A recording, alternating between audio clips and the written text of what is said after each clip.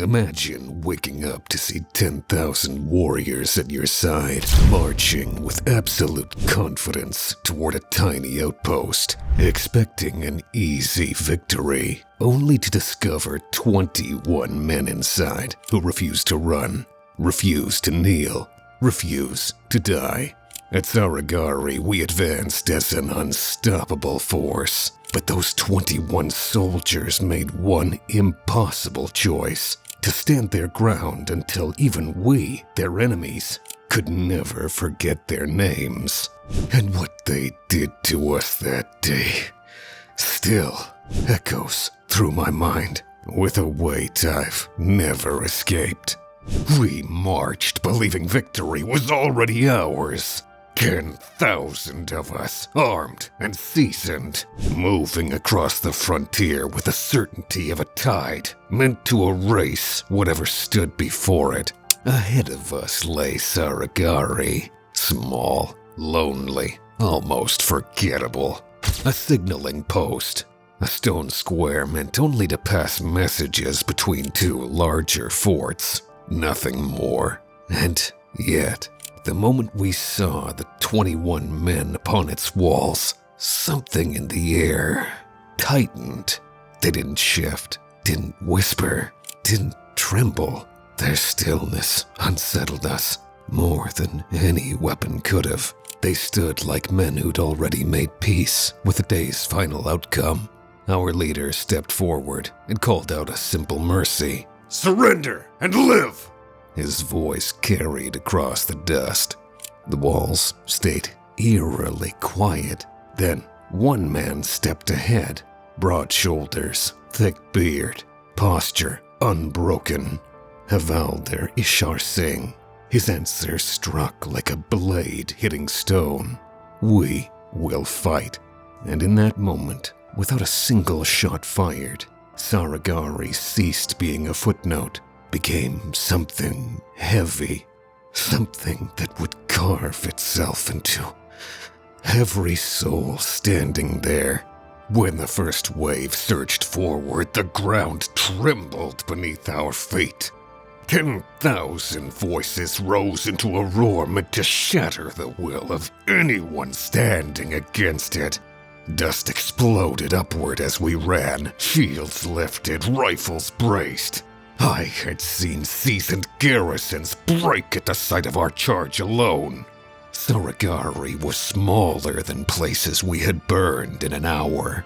But then, their rifles spoke. Not frantic shots, not hesitation, no wasted bullets. Every crack from the walls dropped another man in the dust. Their firing was calm, disciplined, mechanical almost, as though they drilled for this exact moment. The 21 worked like a single organism, their rifles beating out a rhythm that didn't falter, even when the first of us fell mere paces from the wall. We pushed harder. Our leaders shouted for speed.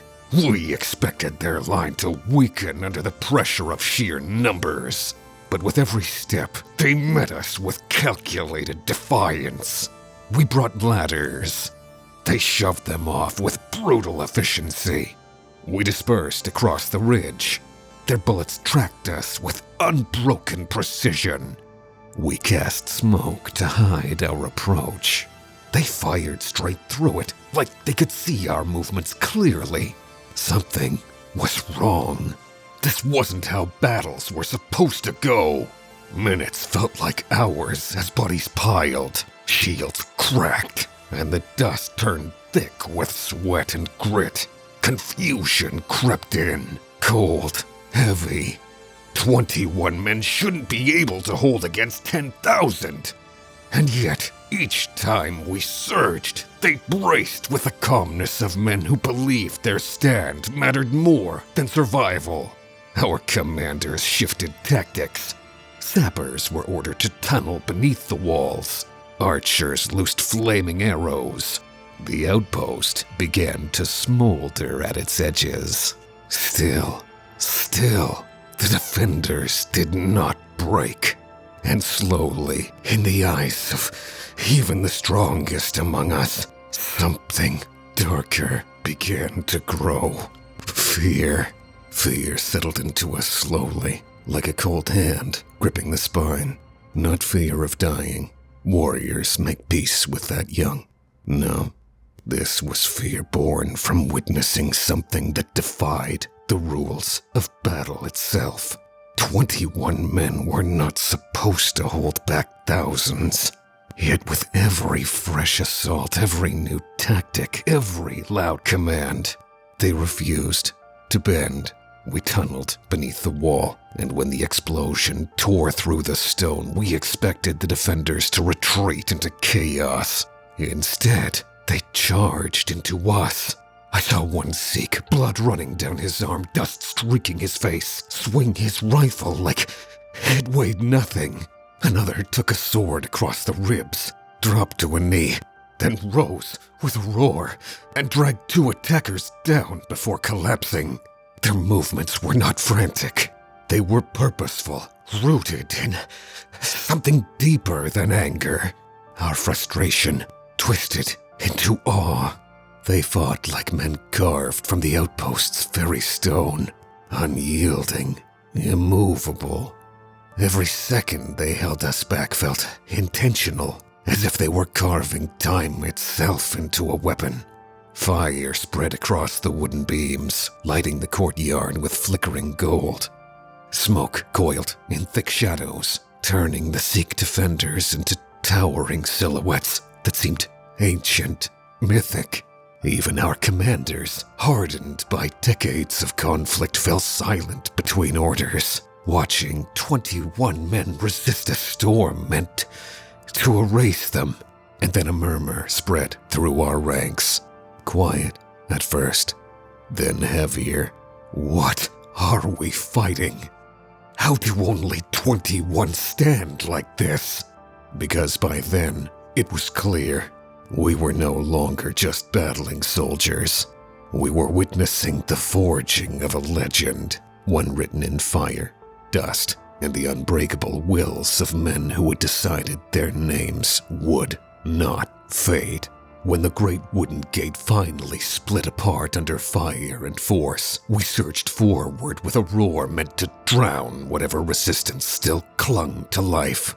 But the moment we stepped inside, victory dissolved into something hollow. Flames licked the walls. Smoke choked the air. Bodies, ours and theirs, lay scattered in twisted silence. Yet even then, the defenders did not scatter, and at the front of the last line stood Havildir Ishar Singh. He didn't wait for us to come. He didn't search for cover. He lifted his sword, shouted a cry that cut through the fire's roar, and charged straight into our ranks with a fury that made even seasoned fighters hesitate. His blade flashed, his rifle butt cracked against shields. Every movement carved seconds out of time. We swarmed him. Numbers pulled him down, but not before he had carved his defiance into the day. When he fell, even we, an army of thousands, felt the moment break something inside us. But Saragarhi had one final heartbeat left. A single gunshot rang out from the signal room. We turned to find Gurmukh Singh, the youngest, standing alone in a chamber filling with smoke. He had signaled their final messages until the mirrors melted. Surrounded by fire and warriors closing in, he did not beg. He prayed. His voice rose above the flames, steady, fierce, unbroken. His final cry was so powerful that blades lowered and men froze where they stood. For an instant, the fire itself seemed to pause and listen. Then, the outpost fell silent. When the smoke cleared, we stood in ruins, surrounded by stone and ash, and understood a truth we had never faced. 21 men had made 10,000 feel small. Their courage carved itself into the earth, into the walls, into us. Some victories fade. This one refused to, because in the end, history never dies. It just echoes. Subscribe for more.